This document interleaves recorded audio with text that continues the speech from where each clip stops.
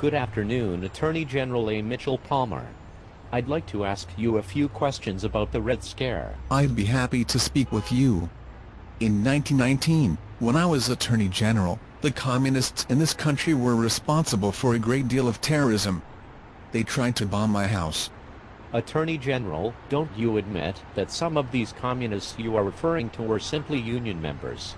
Was it really necessary to invoke the Wartime Espionage Act of 1917 and the Sedition Act of 1918, which allowed you to deport, without a trial or hearing, any non-citizen who had ever belonged to a group arbitrarily deemed subversive? The Red Scare was growing like a prairie fire.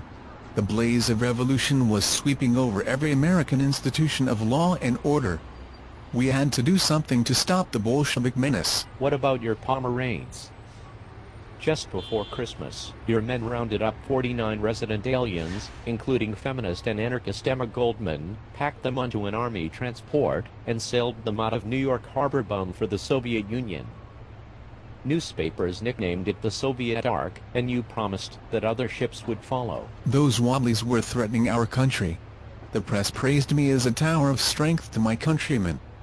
We needed to stop those Reds before their rioting and bombing tore our country apart. What about the civil liberties of the citizens of this country?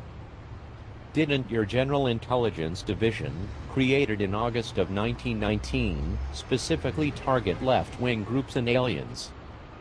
And who did you put in charge of this organization? His name was J. Edgar Hoover, and he did what was right for this country. Did you have any other political aspirations? I ran for the Democratic nomination for president. If it wasn't for the distractions of the day, prohibition, baseball, and radio, I probably would have won.